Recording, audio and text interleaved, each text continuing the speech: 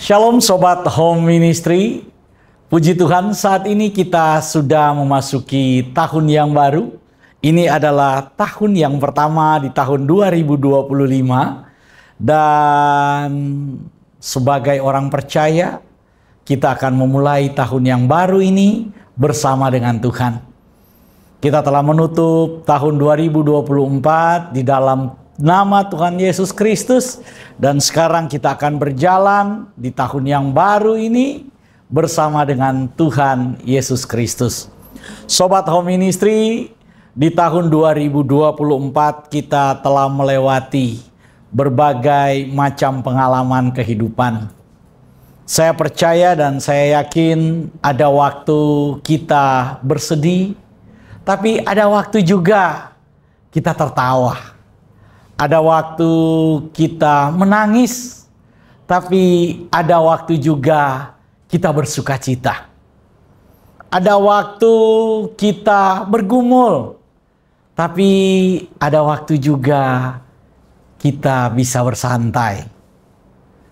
Perjalanan kehidupan orang percaya ada naik, ada turun. Perjalanan orang percaya ada pergumulan, ada masalah. Tapi kita harus yakin bahwa bersama dengan Tuhan Yesus, apapun yang kita alami, semuanya ada dalam penyertaan Tuhan. Semuanya ada dalam kendali Tuhan. Tidak akan pernah Tuhan membiarkan kita berjalan sendirian.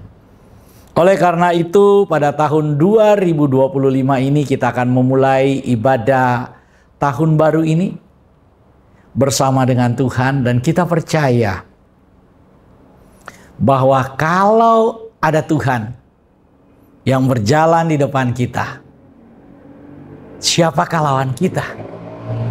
Apapun rintangan, apapun hambatan, apapun tantangan, apapun persoalan, kita percaya kita lebih dari pemenang.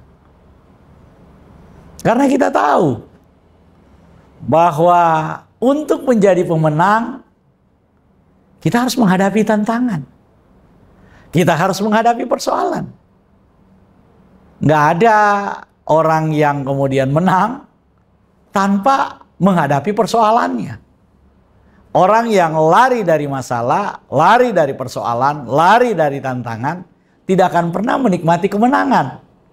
Tapi orang yang berani menghadapi kemenangan, maka dia akan melihat. Orang yang berani menghadapi tantangan, maka dia akan melihat kemenangan. Firman Tuhan menjanjikan kemenangan buat kita. Kenapa? Karena dialah yang berperang buat kita. Tuhan yang berjalan di depanmu, dialah yang berperang buatmu. Tahun 2025, mari kita mulai bersama dengan Tuhan. Kita akan mendengarkan firman Tuhan nanti yang akan dibawakan oleh Pastor Doni Toisuta. Kita akan memuji dan menyembah Tuhan. Dan saya percaya bahwa di tahun 2025 ini banyak berkat Tuhan yang tersedia untuk kita. Kita mulai ibadah 2025 ini dengan doa. Kita berdoa. Terpujilah Kristus, Tuhan yang memberikan kami waktu, Tuhan yang memberikan kami kesempatan, Tuhan yang memberikan kami banyak hal yang baik. Kami percaya bersama dengan Tuhan, apapun persoalan, apapun pergumulan, apapun tantangan yang ada di hadapan kami tetap akan keluar sebagai pemenang.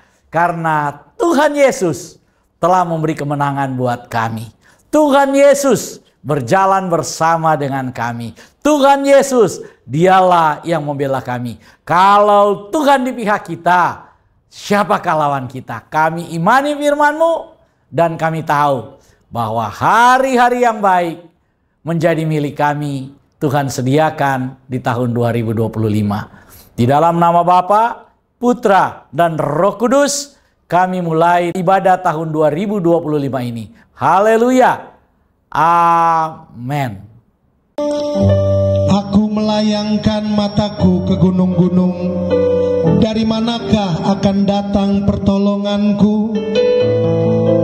Pertolonganku ialah dari Tuhan yang menjadikan langit dan bumi. Ia takkan membiarkan kakimu goyang, penjagamu tidak akan terlelap. Matahari tidak menyakiti engkau pada waktu siang, atau bulan pada waktu malam. Tuhan akan menjaga keluar masukmu dari sekarang sampai selama-lamanya.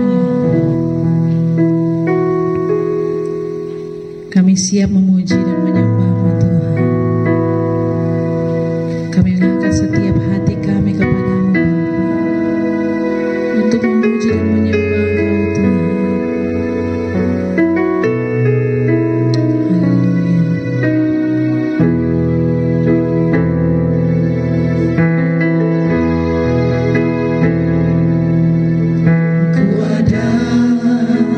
Sebagaimana ku ada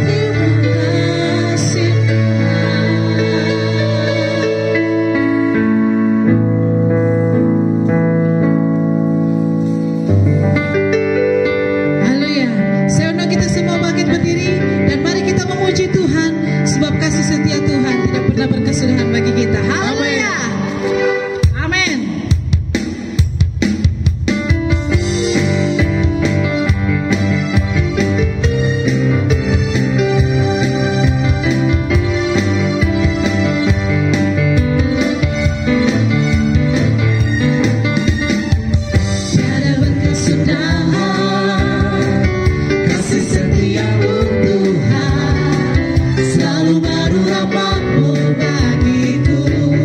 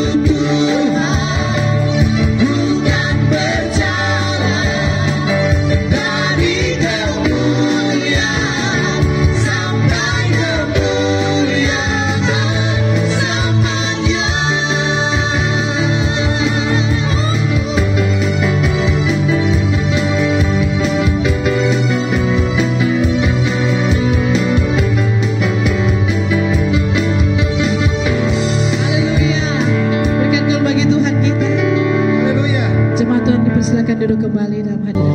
Orang yang duduk dalam lindungan yang maha tinggi dan bermalam dalam naungan yang maha kuasa akan berkata kepada Tuhan, tempat perlindunganku dan kubu pertahananku, Tuhanku yang kupercayai.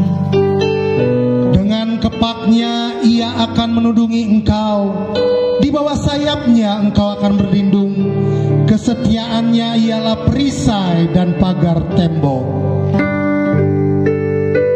Kita akan masuk lebih dalam lagi untuk mendengarkan kebenaran firman Tuhan. Terima kasih.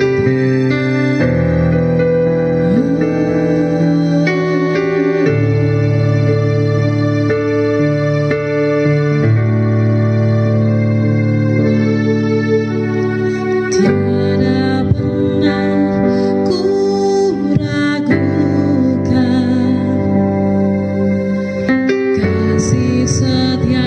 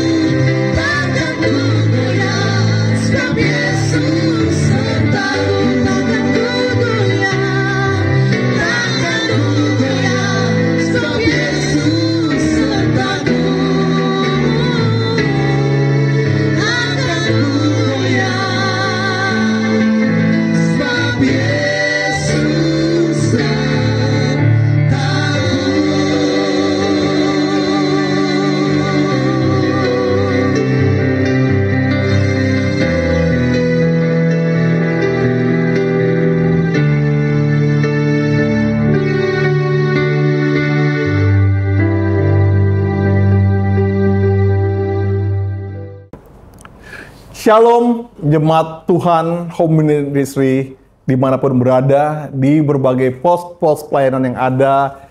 Kita bersyukur bahwa pada hari ini kita semua sudah masuk ke tahun baru. Kita sudah melewati 1 tahun penuh dan kita boleh masuk di tahun baru 1 Januari 2025.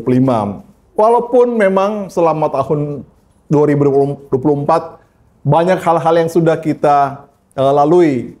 Ada, saya tahu, di antara jemaat Home Ministry, ada yang kehilangan orang-orang yang dikasihi. Tapi puji Tuhan, ada juga jiwa-jiwa baru yang lahir di dalam keluarga-keluarga jemaat Home Ministry, di beberapa pos pelayanan. Dan kami mau bersyukur untuk hal itu. Karena apapun yang Tuhan lakukan di dalam kehidupan kita, itu semua baik adanya.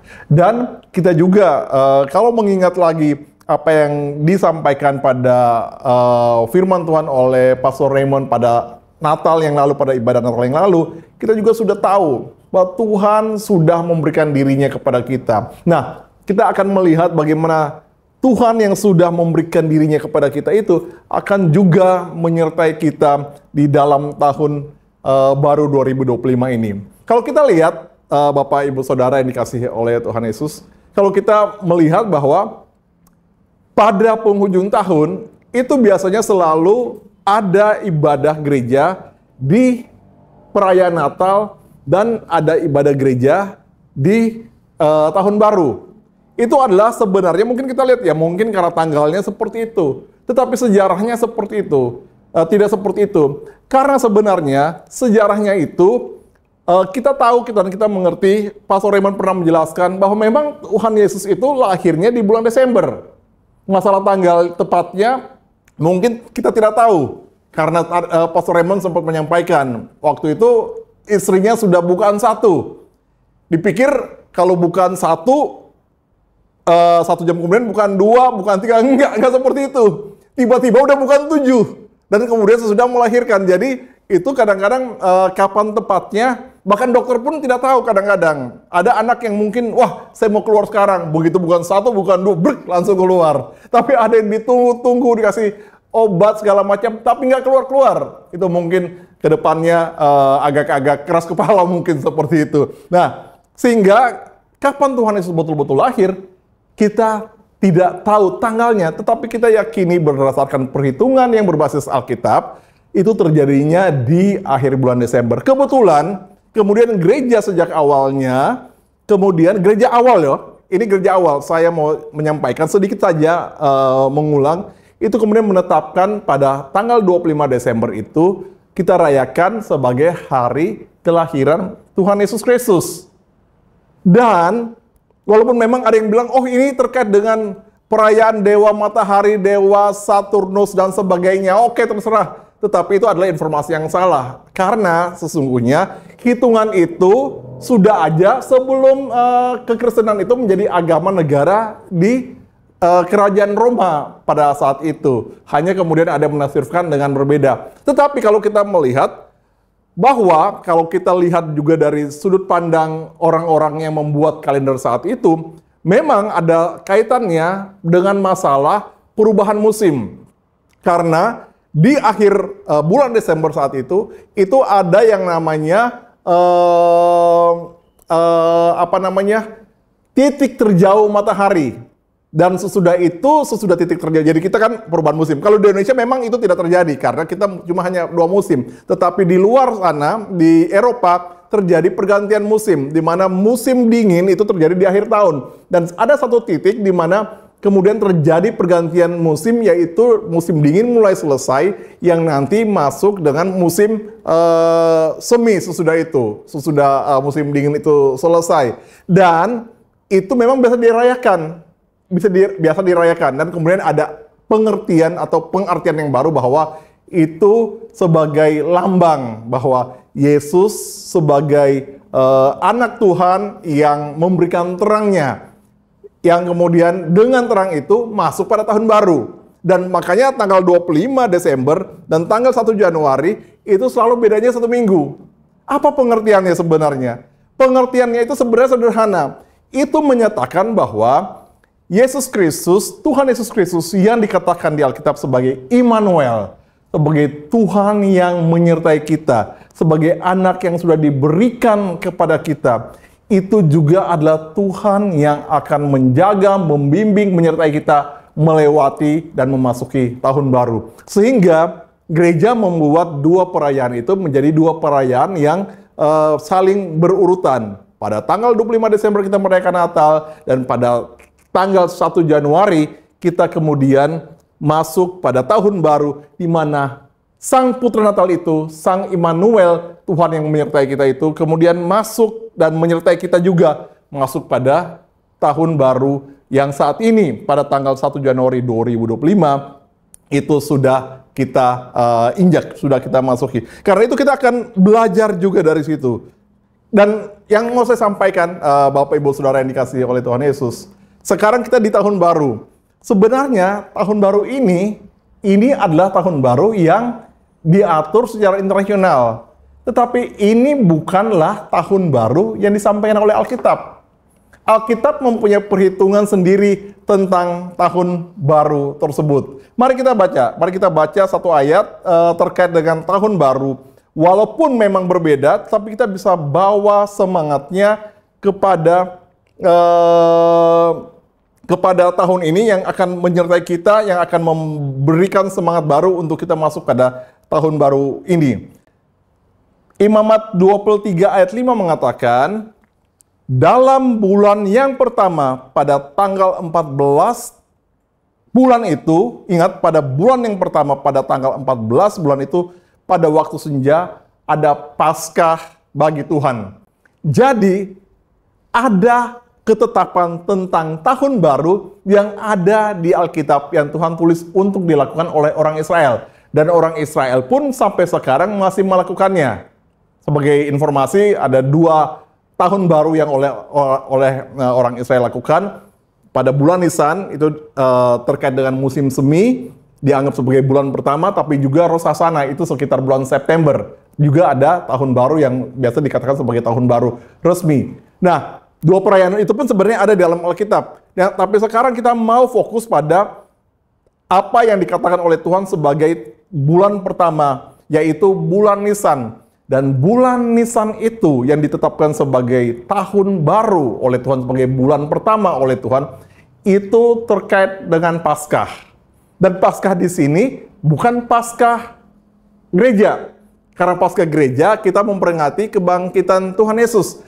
Ini berbicara mengenai Paskah orang Ibrani atau Paskah orang Yahudi. Jadi tahun baru orang Yahudi itu selalu terkait dengan kehidupan mereka ketika mereka merayakan Paskah, yaitu mereka memperingati keluarnya mereka dari tanah Mesir. Dan kita tahu bahwa tanah Mesir adalah tanah perbudakan. Sehingga ketika orang Israel merayakan Paskah, itu kita kalau baca dan kita juga dengar cerita sekolah minggu, Paskah itu ketika Tuhan terjadi sesudah tulah ke-10, di mana Tuhan membunuh anak-anak sulung orang-orang Mesir, mereka yang di rumahnya tidak terdapat darah anak domba. Jadi Tuhan membunuh mereka semua, dan karena itu sesudah tulah ke-10, orang Israel kemudian mendapatkan izin dari Firaun untuk lepas dari perbudakan di Mesir dan boleh pergi keluar dari Mesir. Kemana perginya? Ke tanah yang dijanjikan Tuhan, tanah perjanjian yang sudah dijanjikan Tuhan kepada Abraham. Sampai di sini saya harap semua sudah mengerti. Jadi kalau ketika Tuhan menetapkan bahwa tahun baru orang Ibrani, tahun baru yang ada di dalam Alkitab itu terkait dengan Paskah, terkait dengan hari di mana orang Israel itu keluar dari Mesir. Kenapa begitu? Karena tahun baru sebenarnya adalah tempat, adalah waktu di mana memang Tuhan melakukan pembaharuan, di mana Tuhan mau umatnya itu melupakan hal-hal yang lama, melupakan segala sesuatu yang sudah terjadi sebelumnya, penjajahan di atas penjajahan di Mesir, dan kemudian Tuhan mau supaya mereka menunjukkan pikirannya, menunjukkan matanya ke arah tanah perjanjian yang sudah Tuhan jadikan, yang sudah Tuhan janjikan sebelumnya. Sehingga tahun baru itu semangatnya adalah semangat melepaskan kehidupan lama dan masuk pada kehidupan baru. Amin. Saya harap kita bisa melihat bahwa hal itu terkait. Paskah itu terkait, kehidupan baru itu terkait dengan tahun baru yang ditetapkan oleh Tuhan. Dan semangatnya kita bawa juga saat ini. Alkitab mengatakan, Rasul Paulus menulis, melupakan hal-hal yang di belakang dan mengarahkan diri kepada hal-hal yang di depan, yaitu kasih karunia Tuhan, yaitu mahkota yang sudah Tuhan sediakan buat dia, yaitu buat kita semua. Nah, saat ini kita akan melihat, kalau di perayaan Natal, tadi saya sampaikan bahwa ada kaitannya di dalam beberapa kitab Injil itu menceritakan dengan detail mengenai kelahiran Tuhan Yesus Kristus.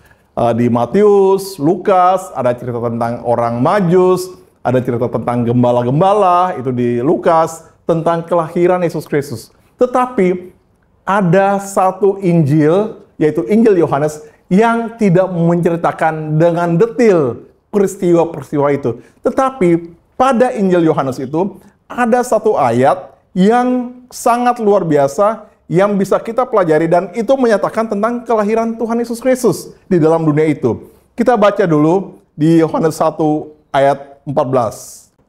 Dikatakan di Yohanes 1 ayat 14 begini, firman itu adalah Tuhan Yesus sendiri. Kalau kita baca ayat-ayat sebelumnya dikatakan bahwa firman itu adalah Yesus Kristus, yaitu di dalam keilahiannya bersama dengan Bapa.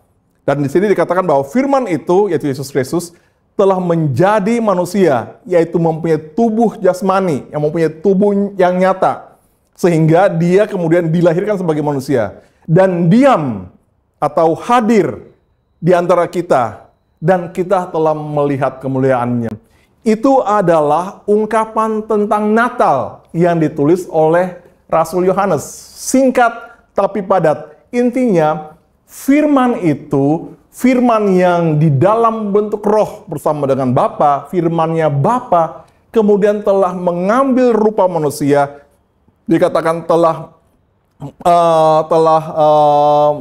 menjadi manusia, atau di dalam bahasa aslinya menjadi daging, yaitu tubuh fisik, mempunyai tubuh fisik yang nyata, yang bisa diraba, dan masuk di dalam sejarah kehidupan manusia, masuk di dalam waktu, dan itu terjadinya lebih daripada 2000 tahun yang lalu, supaya dia diam di antara kita, dia hadir di antara kita. Diam itu bukan diam aja, bukan itu. Diam itu supaya hadir di antara kita, dan supaya kita melihat kemuliaannya. Saya ingin mulai di sini untuk kita masuk, walaupun ini terkait ke peristiwa Natal, tapi tadi saya sudah katakan bahwa ini terkait. Kata diam di situ, di dalam ayat itu, di dalam Yohanes 1 ayat 14 itu, bahasa aslinya di dalam bahasa Yunani itu memakai kata skeno. Dan uniknya, itu artinya adalah berkemah. Jadi kalau dikatakan, itu firman itu sudah menjadi manusia dan diam di antara kita, itu seperti firman itu menjadi manusia dan berkemah di antara kita. Berkemah atau menduduki suatu tempat, berkemah. Kenapa dikatakan seperti itu? Karena sebenarnya Rasul Yohanes sedang mengacu, merefer kepada kehadiran Tuhan ketika orang Israel sesudah keluar dari tanah Mesir. Kehadiran Tuhan diwakili dengan kemah pertemuan atau kemah suci, di mana di dalam kemah suci yang dibangun untuk menyatakan kehadiran itu, Tuhan menyatakan dirinya. Kalau kita baca cerita Alkitab sebelumnya atau kita dengar di waktu kita sekolah minggu, ketika Musa diminta untuk membangun kemah pertemuan, dan di kemah itu ada ruang suci, ada ruang maha suci, dan di dalam ruang maha suci itu ada tabut perjanjian. Dalam tabut perjanjian itu ada sebuah peti yang Tuhan perintahkan untuk Tuhan buat, dan di dalamnya ada loh batu tentang hukum Taurat, ada 10 hukum itu, ada juga tongkat Musa, dan juga ada mana. Mana itu adalah makanan yang Tuhan siapkan buat orang Israel. Nanti kita sedikit menyentuh tentang hal itu. Dan tiang awan dan tiang api Tuhan itu hadir di situ, itu menyala di situ. Pada malam hari ada tiang api sehingga orang Israel bisa melihat kehadiran Tuhan di tengah kegelapan, dan pada siang hari ada tiang awan sehingga perjalanan orang Israel di padang gurun itu itu dilindungi dari sengatan matahari dan juga membuat mereka bisa tinggal di sekitar kemah pertemuan itu. Jadi ketika dikatakan oleh Rasul Yohanes bahwa firman itu sudah diam, itu Rasul Yohanes sedang mengacu, menyamakan ceritanya dengan kehadiran Tuhan di dalam kemah pertemuan. Ketika setiap orang Israel yang mau bertemu dengan Tuhan bisa datang kepada Tuhan dengan datang pada kemah pertemuan itu. Karena dengan kehadiran Tuhan di tengah mereka, Tuhan bukan lagi pribadi yang jauh, bukan pribadi yang tidak bisa disentuh, tetapi Tuhan menjadi pribadi yang hadir di tengah-tengah mereka. Dan saat ini kehadiran Tuhan itu ada di dalam Tuhan Yesus Kristus. Amin. Mari kita lihat, mari kita baca sedikit, kita pelajari sedikit tentang kemah pertemuan itu dan kita melihat hubungannya seperti apa. Saya mengajak kita baca dari Keluaran 40 ayat 2. Beginilah firman Tuhan. Pada hari yang pertama dari bulan yang pertama haruslah engkau mendirikan kemah suci, yaitu kemah pertemuan itu. Saya ulangi, Keluaran 40 ayat 2 mengatakan, pada hari yang pertama dan bulan yang pertama haruslah engkau mendirikan kemah suci, yaitu kemah pertemuan itu. Saudara, ini sangat ajaib. Tanggal yang Tuhan tetapkan untuk kemah pertemuan yang menyatakan kehadiran Tuhan itu ada di tengah umatnya, itu pada tanggal 1 pada bulan 1. Luar biasa. Jadi kalau kita bawa ayat ini kepada peristiwa, kepada kehidupan kita saat ini, dikatakan pada tanggal 1 Januari itu kehadiran Tuhan harus ada di tengah kita. Amin. Kehadiran Tuhan itu harus nyata di tengah kita dan pasti ada di tengah kita pada tanggal 1 bulan 1. Saya ketika menemukan ayat ini saya juga wow. Luar biasa saudara. Tuhan sudah menetapkan bahwa pada awal tahun kehadirannya harus nyata di dalam kehidupan umatnya. Amin. Karena itu kita percaya tanggal 1 Januari bulan 2025 ini kehadiran Tuhan sudah nyata di tengah kita. Karena Tuhan adalah Immanuel. Dia yang sudah beserta dengan kita. Dan kita sudah rayakan kelahirannya di dunia pada tanggal 25 Desember yang baru lalu. Dan kita lihat, kenapa? Kenapa Tuhan perlu hadir di tengah-tengah umatnya? Kenapa Tuhan perlu hadir di tengah-tengah umatnya? Kita lihat Keluaran 25 ayat 8. Kita buka sedikit Alkitab. Dikatakan bahwa, dan mereka harus membuat tempat kudus bagiku, supaya aku akan diam di tengah-tengah mereka. Saya ulangi sekali lagi. Dan mereka harus membuat tempat kudus bagiku, supaya aku akan diam di tengah-tengah mereka. Tuhan menyuruh Musa untuk membuat kemah pertemuan, supaya Tuhan bisa hadir di tengah-tengah mereka. Artinya apa? Tuhan adalah pribadi yang rindu untuk hadir di tengah-tengah umatnya. Saya ulangi lagi. Tuhan adalah pribadi yang ingin dekat dengan kita semua, supaya kita bisa datang kepadanya. Amin. Kenapa Tuhan harus seperti itu? Kenapa Tuhan harus hadir di tengah-tengah kita? Jawabannya sederhana saudara. Karena kita tidak mungkin bisa mencapai Tuhan dengan usaha sendiri. Kita bisa mencapai Tuhan, kita bisa bertemu dengan Tuhan hanya kalau Tuhan itu hadir di tengah-tengah kita secara fisik. Karena apa? Jarak kita dengan Tuhan itu jauh, bukan hanya jauh, sudah terpisah karena dosa. Pastor Raymond sudah menjelaskan pada tanggal 25 Desember kemarin tentang hal itu, bahwa Tuhan sudah memberikan dirinya kepada kita. Kenapa Tuhan harus memberikan dirinya kepada kita?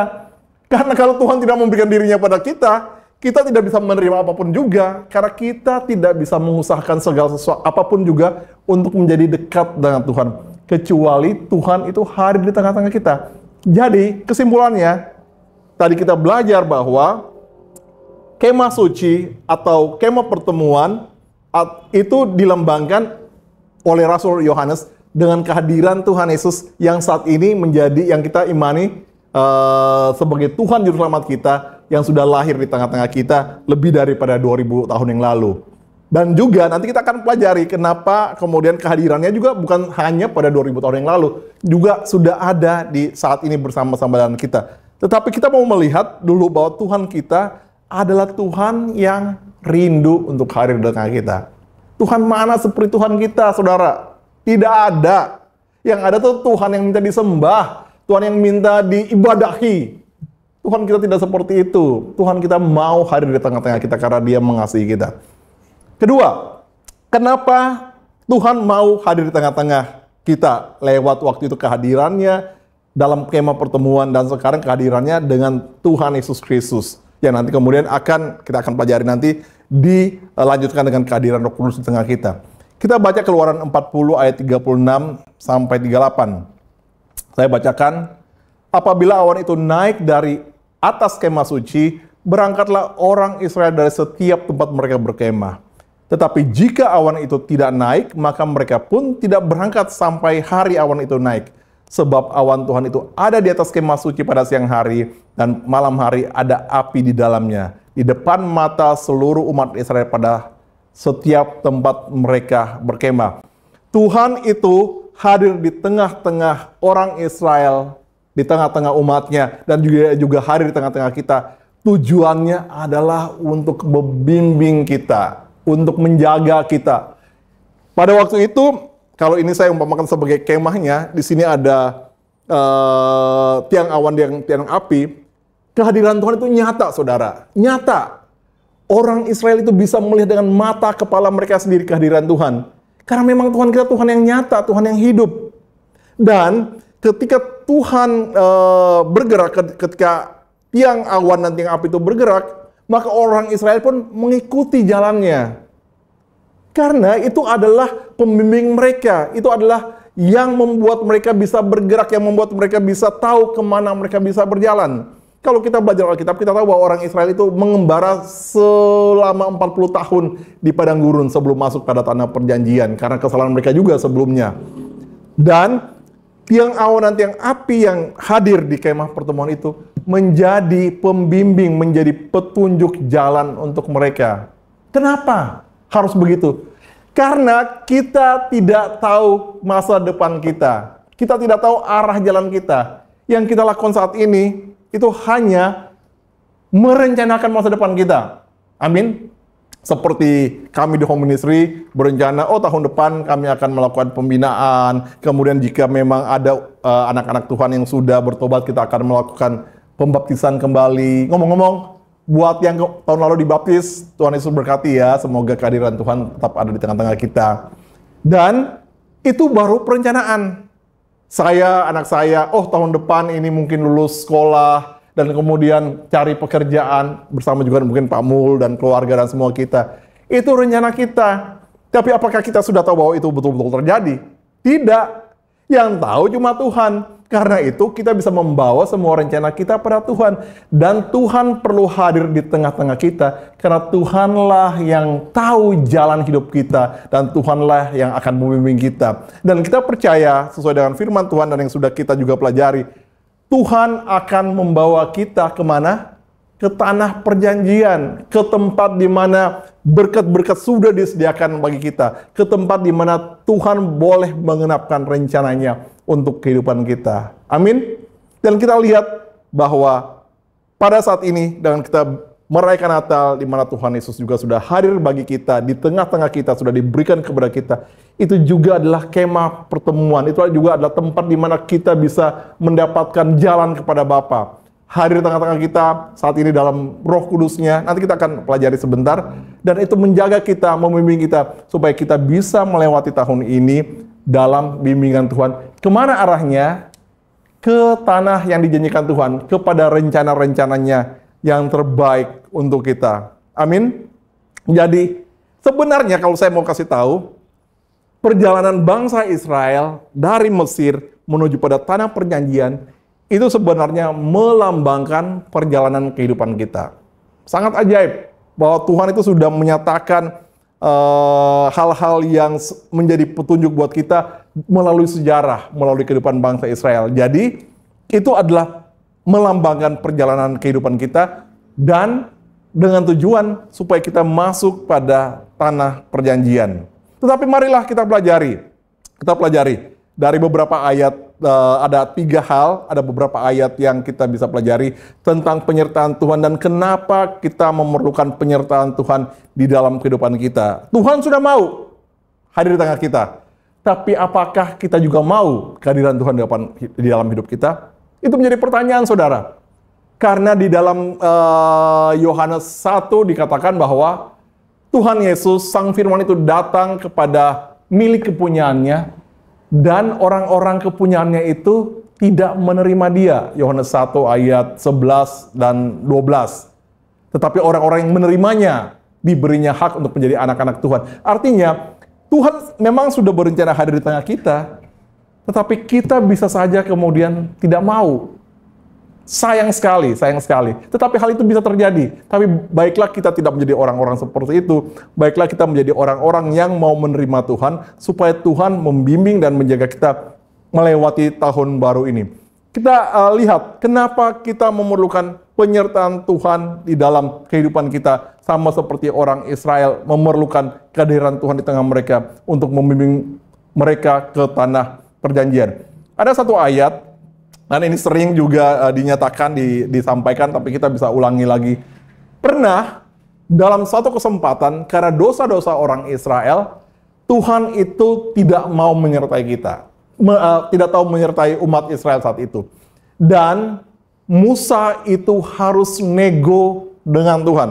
Kita baca ayatnya, itu di Keluaran 33 ayat 15. Ketika itu, Tuhan menyatakan, ini orang Israel keras kepala, susah diatur, aku tidak menyertai mereka, biar nanti malaikat aja yang menyertai mereka. Dan Musa bilang beberapa hal yang kita bisa pelajari di situ. Keluaran 33 ayat 15 mengatakan, Musa berkata pada Tuhan, jika engkau sendiri tidak membimbing kami, janganlah suruh kami berangkat dari sini. Ayat 16 dikatakan, bukankah karena engkau berjalan bersama-sama dengan kami, sehingga kami, aku dan umatmu ini dibedakan dari segala bangsa yang ada di muka bumi. Di sini kita lihat bahwa kehadiran Tuhan itu menyatakan identitas kita dan juga status kita, bahwa kita adalah umat pilihan Tuhan. Kalau Tuhan tidak menyertai kita, apa bedanya kita dengan orang-orang lain yang memang Tuhannya atau ilah mereka tidak menyertai mereka? Tidak ada bedanya, saudara. Tetapi Tuhan yang kita sembah ada Tuhan yang hidup. Karena itu, dengan kehadiran Tuhan di tengah-tengah kita, itu menjadi identitas kita, itu menjadi status kita sebagai umat pilihan Tuhan, yang menyatakan bahwa kita adalah umat pilihan yang sudah dipisahkan dari orang lain. Kita menjadi milik kepunyaan Tuhan sendiri. Itulah sebabnya kita perlu Tuhan untuk hadir bersama-sama dengan kita. Dan Tuhan memang rindu bersama-sama dengan kita, asalkan kita mau terus hidup di dalam Dia. Dan itu tidak hanya terjadi pada umat Israel.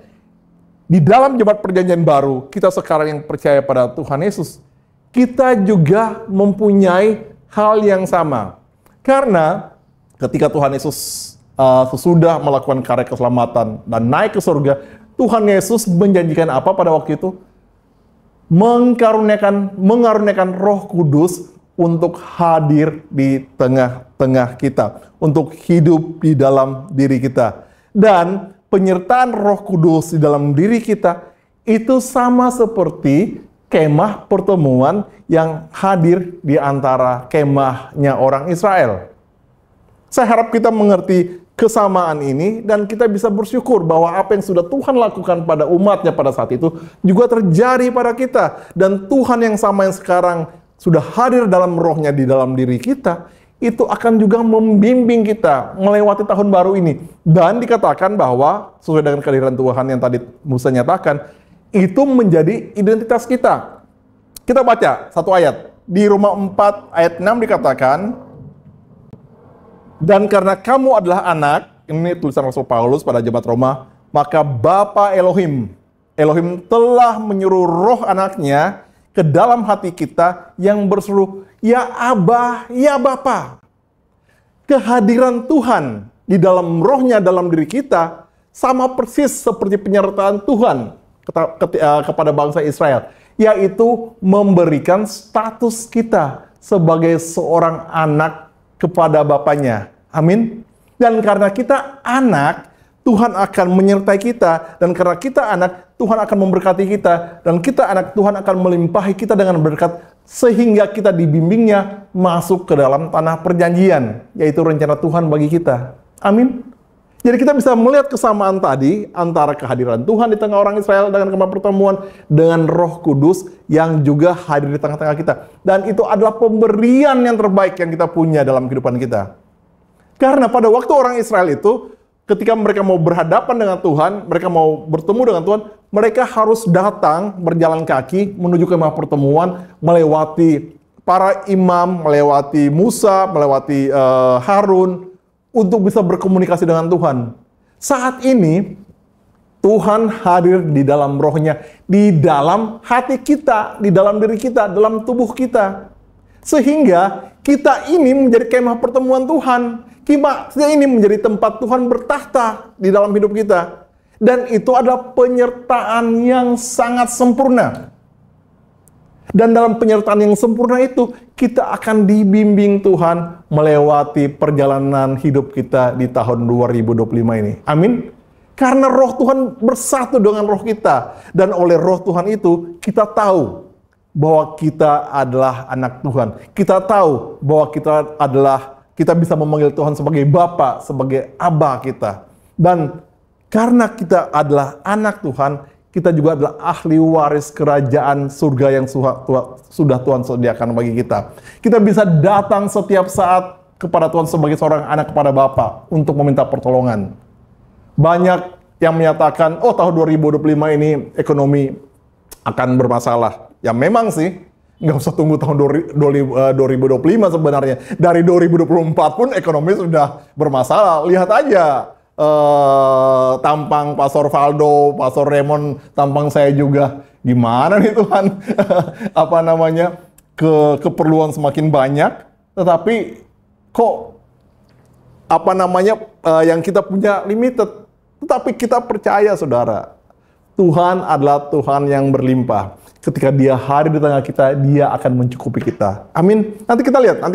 Karena itu juga terjadi pada umat Israel pada saat itu. Itu yang pertama.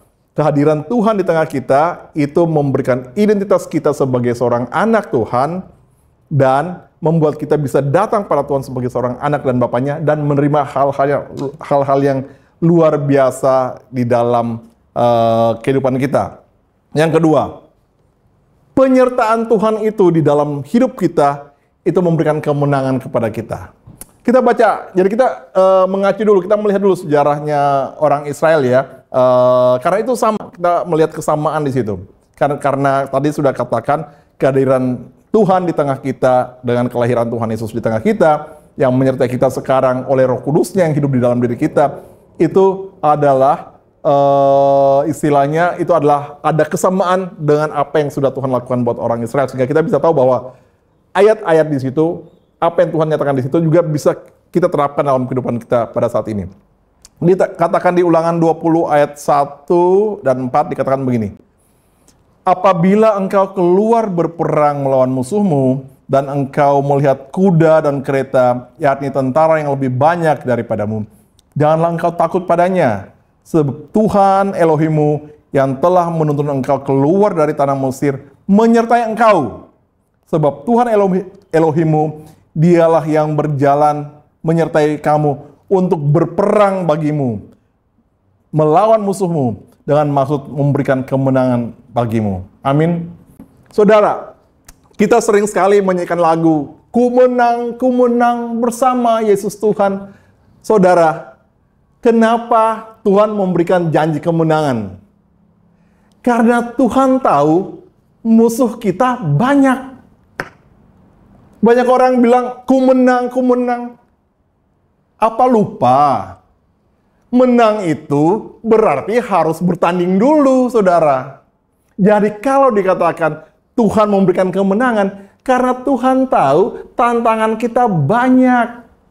Tetapi dengan kehadirannya, dengan kuasa Tuhan, kita pasti menang. Jadi kehadiran Tuhan itu tidak membuat hidup kita melewati jalan tol. Amin.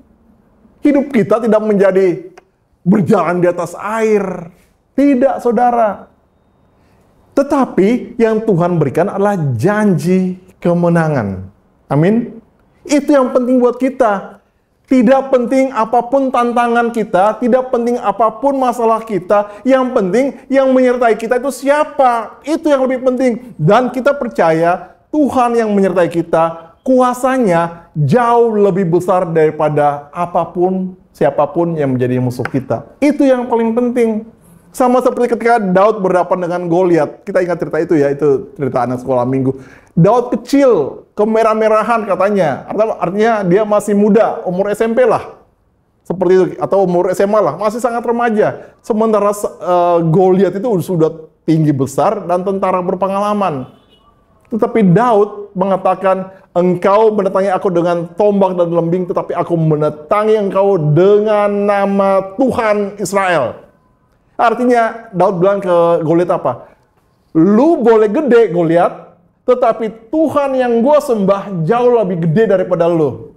Ngerti? Jadi apapun masalah kita, jika Tuhan bersama kita, tidak penting masalah kita. Yang penting Tuhan bersama kita, menyertai kita. Karena Tuhan kita jauh lebih besar daripada apapun masalah kita. Amin. Tapi disinilah kuncinya, saudara. Karena banyak orang berpikir Tuhan menyertai mereka adalah Tuhan mengikuti kemana mereka pergi. Tapi kita lupa, tadi dipelajari, kita sudah belajar. Orang Israel itu disertai Tuhan kalau orang Israel mengikuti perjalanannya Tuhan. Jadi penyertaan Tuhan itu terjadi kalau kita mengikuti Tuhan, bukan Tuhan mengikuti kita. Kadang-kadang orang kita maju, Tuhan mengikuti kita, Tuhan menyertai kita. Bukan, saudara. Kita itu berjalan disertai Tuhan karena kita berjalan dalam jalannya Tuhan. Amin. Jadi kalau kita mau hidup dalam kemenangan, kita harus cari tahu dulu kehendak Tuhan bagi kita. Kita harus melihat dulu apakah Tuhan suruh kita diam di situ atau Tuhan memang sudah bergerak. Dan ketika Tuhan sudah bergerak, kita mengikuti jalannya Tuhan. Dan itu yang harus kita lakukan sepanjang tahun 2025 ini. Cari tahu kehendak Tuhan untuk hidup kita. Semua keputusan-keputusan besar itu kita tanya pada Tuhan. Waktu Tuhan pasti tepat. Dan kalau Tuhan berjalan di depan kita, kita dalam penyertaan Tuhan, kita pasti akan mendapatkan kemenangan. Itulah maksudnya Tuhan menyertai kita. Dan sekarang tadi sudah saya katakan, dengan rohnya yang ada dalam diri kita, penyertaan Tuhan buat kita bahkan lebih sempurna daripada apa yang Tuhan lakukan buat orang Israel di zaman mereka sedang berjalan di padang gurun. Amin. Tepuk tangan dulu buat Tuhan Yesus. Ketiga, kita lihat. Kita baca dulu satu ayat, Ulangan 2 ayat 7. Oke, kita baca dulu. Beginilah firman Tuhan, sebab Tuhan Elohimmu memberkati engkau dalam segala pekerjaan tanganmu. Ia memperhatikan perjalananmu melalui padang gurun yang besar ini. Ke-40 tahun ini Tuhan Elohimmu menyertai engkau dan engkau tidak kekurangan apapun. Amin. Penyertaan Tuhan dalam hidup kita akan memberkati pekerjaan kita dan mencukupkan kebutuhan kita. Ini janji Tuhan. Ini janji Tuhan. Amin. Tuhan mengatakan orang Israel itu selama 40 tahun jalan di padang gurun dengan musuh dan segala macam, musuh kiri kanan, musuh dari alam dan segala macam. Itu di dalam penyertaan Tuhan tidak pernah kekurangan. Ketika mereka berkekurangan, Tuhan menyediakan mana bagi mereka, roti yang turun dari surga. Ketika mereka memerlukan daging, Tuhan memerintahkan burung puyuh datang sehingga mereka bisa makan daging. GFC, gurun fried chicken. Wah, luar biasa, saudara. Tapi sayangnya, bukan sayang ya, apa yang Tuhan sediakan itu cukup untuk mereka, bukan berlebih. Artinya Tuhan akan menyediakan apapun yang kita perlukan. Ada ayat yang menyatakan bahwa nama Tuhan kita, salah satu nama Tuhan kita adalah Yehovah Jireh. Tuhan menyediakan. Bentuk pemeliharaan Tuhan adalah Tuhan menyediakan. Tuhan menyediakan itu adalah Tuhan sudah ada di depan kita dan mencukupi apapun yang kita perlu. Ketika kita masuk di tahun 2025 ini, jangan khawatir. Tuhan sudah ada di hari-hari di depan kita. Kita memang tidak tahu ke depannya seperti apa. Misalnya, mungkin misalnya anak-anak kita masih terganggu kesehatannya. Kita tidak tahu. Banyak hal yang akan terjadi. Tapi Tuhan tuh sudah ada di situ. Sehingga ketika kita mengalami satu hal yang tantangan dalam kehidupan kita, sudah ada Tuhan lebih dulu dari di depan kita. Di situ Tuhan sudah ada. Karena Tuhan tidak terbatas waktu. Dan Dia akan memberkati kita, Dia akan menyertai kita, dan Dia menyediakan apa yang kita perlukan di dalam kehidupan kita. Amin. Tanya Pastor Raymond, tanya Pastor Valdo. Cukup. Mungkin ngepas, iya. Tetapi cukup. Cukup. Tuhan pasti menyediakan. Balik lagi saudara. Berjalan dalam penyertaan Tuhan. Jangan lupa berjalan dalam penyertaan Tuhan. Yaitu kita mengikuti kemana Tuhan membawa kita. Dan Tuhan berjanji untuk membawa kita kemana?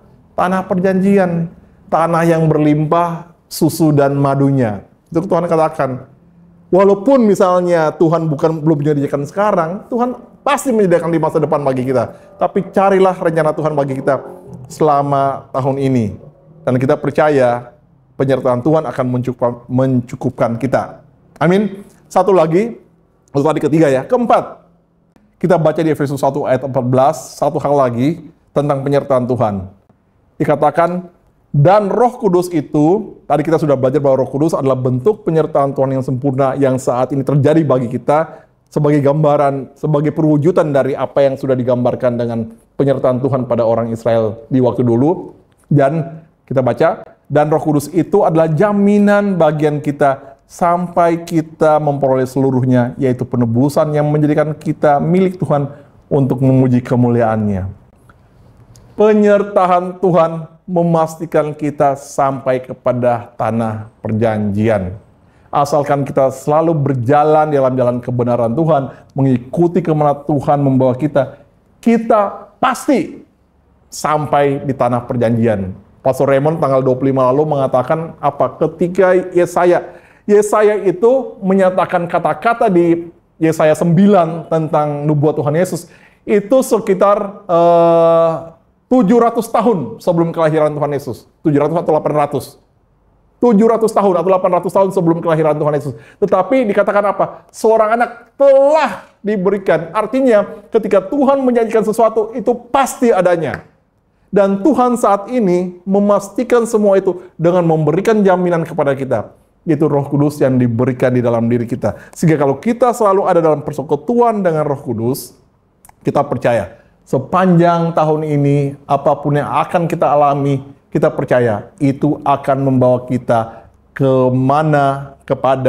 di mana Tuhan akan menggenapkan janjinya untuk kita. Karena ketika Tuhan memanggil kita, Tuhan sudah punya rencana bagi kita. Amin. Ketika Tuhan memanggil bangsa Israel keluar dari Mesir, Tuhan sudah menyediakan tanah perjanjian lebih dulu. Bukan sesudah bangsa Israel keluar dari Mesir, baru Tuhan, ini mau dibawa kemana ya? Enggak seperti itu. Tanah perjanjian sudah disediakan bagi Tuhan. Bahkan ketika bangsa Israel masuk, tinggal ngambil saudara. Tinggal ngambil. Sebenarnya, itu kalau kita baca lebih detail lagi di dalam perjanjian lama, kejadian dan keluaran. Dan Tuhan memastikan kita sampai di situ, asalkan kita berjalan di dalam penyertaan-Nya. Yang saat ini sudah digenapkan dalam diri kita oleh Roh Kudus yang sudah Tuhan berikan kepada kita. Amin.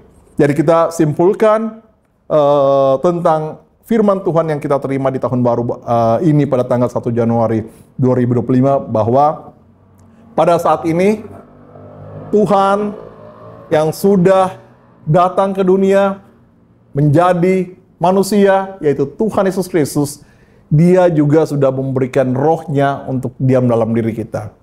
Dan kehadiran Roh-Nya dalam diri kita itu memberikan kita identitas baru sebagai anak-anak Tuhan. Dan karena itu kita bisa datang kepada Bapa untuk meminta apa yang kita perlu di dalam nama Tuhan Yesus, dan kita percaya bahwa kita akan menerimanya. Kedua, Tuhan juga sudah menyertai kita untuk memberikan kita kemenangan kepada kita. Amin. Apapun masalahnya, Tuhan kita lebih besar dan Tuhan kita pasti memberikan kemenangan bagi kita.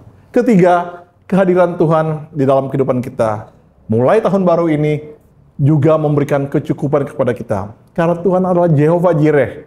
Tuhan adalah Tuhan yang menyediakan. Yang keempat adalah Tuhan akan memastikan di dalam kehadirannya dalam kehidupan kita. Memastikan supaya kita sampai di tanah perjanjian. Yaitu sampai kepada rencananya bagi kita. Dan Yeremia 29 ayat 11 mengatakan rencananya bagi kita adalah rencana damai sejahtera. Rencana keselamatan. Bukan rencana kecelakaan. Tuhan bahkan mengatakan, aku ini tahu rencanamu bagimu. Aku ini tahu rancanganku bagimu. Yaitu rancangan keselamatan, rancangan damai sejahtera, bukan rancangan kecelakaan. Dan itulah yang akan terjadi di dalam kehidupan kita di tahun 2025 ini. Tuhan Yesus memberkati kita semua di tahun baru 2025. Mari kita berdoa. Bapa dalam surga, terima kasih Bapa, Engkau yang begitu ajaib, Engkau yang begitu mengasihi kami dengan kasih setia yang begitu luar biasa. Engkau yang sudah dalam perkenanan-Mu mengirimkan anak-Mu untuk anak-Mu itu hadir di dalam dunia sebagai manusia untuk melepaskan kemuliaannya dan hadir sebagai manusia untuk menyelamatkan kami. Lebih daripada itu, Engkau juga sudah mengurniakan Roh Kudus-Mu untuk membuat kami menjadi anak-anak-Mu, mendapatkan kelahiran baru. Dan lebih daripada itu lagi, Roh Kudus-Mu lah yang hadir dalam hidup kami sebagai bentuk penyertaan Tuhan yang sempurna. Supaya di dalam kehadiran Roh Kudus-Mu itu, kami mengalami hidup yang berkemenangan. Supaya di dalam kehadiran Roh Kudus-Mu itu, kami mendapat kepastian jalan kehidupan kami. Kami juga mendapatkan kemenangan. Terima kasih Tuhan, biarlah firman ini ya Tuhan, menjadi berkat buat kami semua, menjadi bekal untuk kami melewati, untuk kami memasuki tahun 2025 ini dan melewati sepanjang tahun ini, dari tanggal 1 Januari 2025 bahkan sampai tanggal 31 Desember 2025 ini, dalam berkat perkenanan, dalam berkat penyertaan Tuhan saja yang oleh Roh Kudus-Nya sudah ada dalam kehidupan kami. Terima kasih Tuhan, dan di dalam nama-Mu Tuhan Yesus kami berdoa. Amin. Jemaat Tuhan, kita akan masuk dalam sakramen perjamuan kudus. Saya persilakan saudara untuk berdiri. Dan kita mengambil media sakramen, roti dan anggur, atau media yang lain yang ada di tempat saudara, yang sudah saudara siapkan. Dan kita doakan bersama-sama. Kita angkat lebih tinggi dari kepala kita. Dan mari kita berdoa. Tuhan Yesus, saat ini kami masuk dalam sakramen perjamuan kudus. Semua media yang ada di tangan kami untuk sakramen perjamuan kudus ini, kami kuduskan, kami sucikan di dalam nama Tuhan Yesus. Sehingga media perjamuan kudus ini dilayakkan, menjadi layak dipakai untuk menyatu dengan tubuh dan darah-Mu. Dalam nama Tuhan Yesus, kami sucikan dan kuduskan sakramen perjamuan kudus ini. Amin. Kita angkat lebih tinggi roti dan anggur yang ada di tangan kita, atau media perjamuan kudus yang ada di tangan kita. Dan mari kita mengaku bersama-sama. Di dalam nama Tuhan Yesus, saya percaya inilah tubuh dan darah Yesus. Kalau saya makan tubuh Yesus, saya percaya saya dibebaskan dari semua dosa-dosa dan pelanggaran saya. oleh darah Yesus, semua dosa-dosa saya telah disucikan dan dikuduskan Tuhan. Saya percaya kalau saya makan tubuh dan darah Tuhan Yesus, maka semua kutuk telah dipatahkan. Semua kutuk turunan dan semua kutuk yang mengikat kehidupan saya dipatahkan oleh darah dan tubuh Tuhan Yesus. Saya percaya kalau saya makan tubuh Yesus dan minum darah Yesus, semua sakit penyakit saya disembuhkan oleh Tuhan. Oleh bilur-bilur darah Tuhan Yesus, aku telah disembuhkan. Saya percaya kalau saya makan tubuh Tuhan Yesus dan minum darah Tuhan Yesus, maka saya akan diberikan tubuh kebangkitan yang sama dengan tubuh Tuhan Yesus. Sehingga ketika Yesus datang di awan-awan yang permai, saya menyatu dengan tubuh Tuhan Yesus. Dalam nama Tuhan Yesus, saya terima tubuh dan darah Tuhan Yesus. Jadilah sesuai firman Tuhan. Mari kita angkat tubuh Yesus dan kita katakan sama-sama, inilah tubuh Tuhan Yesus. Kita makan sama-sama dalam nama Tuhan Yesus. Kita angkat cawan yang berisi darah Tuhan Yesus dan kita minum sama-sama dalam nama Tuhan Yesus.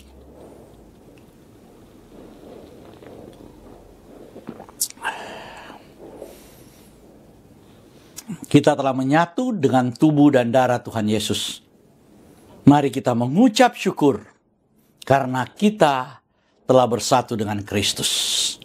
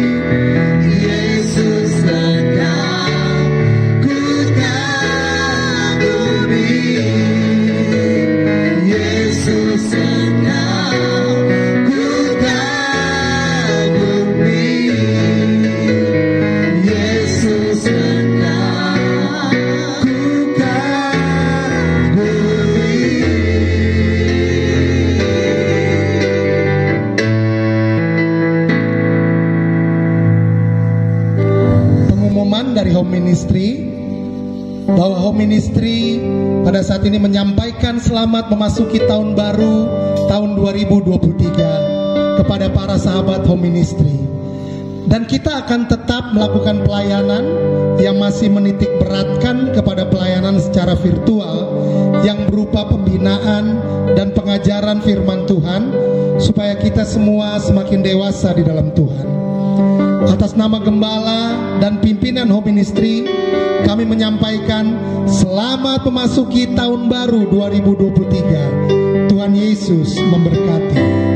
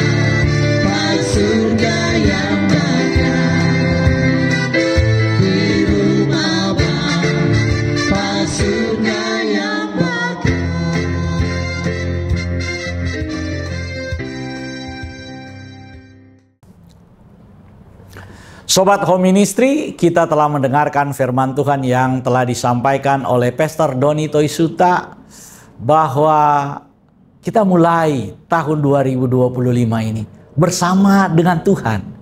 Kenapa bersama dengan Tuhan? Karena tadi Pastor Doni sudah menyampaikan bahwa Tuhan itu mau bersama dengan kita.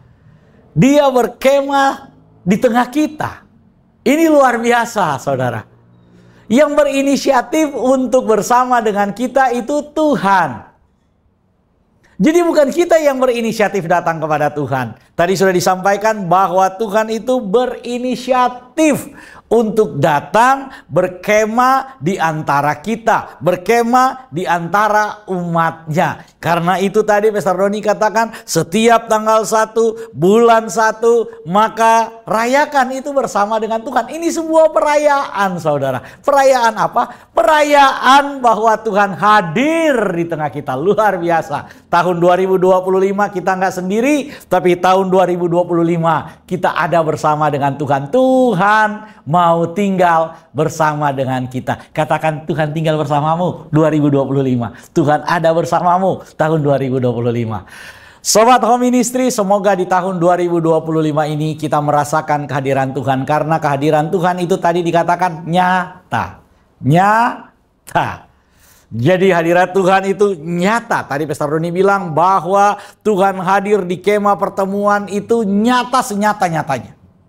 Wah, ini luar biasa. Dan di dalam kita saat ini ada Roh Kudus. Yang dulu itu berkemah, Tuhan hadir di kemah pertemuan. Sekarang Tuhan menjadikan kita baitnya. Tuhan menjadikan kita rumah kediamannya.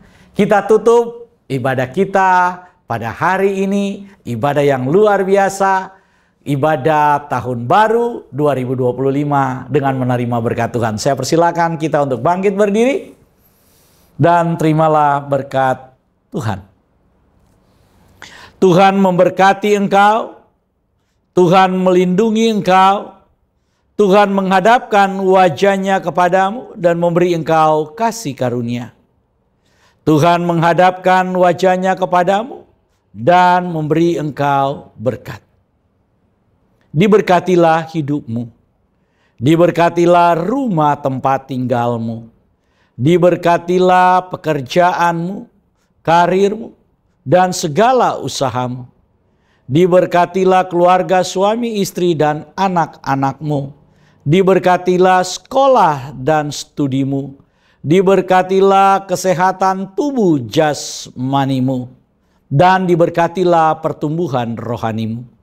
Biarlah semua berkat dari Bapa Yahweh, cinta kasih dari Tuhan kita Yesus Kristus, Yeshua HaMashiach, dan persekutuan dengan Roh-Nya yang kudus, Ruach HaKodes, menyertai kita semua, mulai dari sekarang sampai selama-lamanya.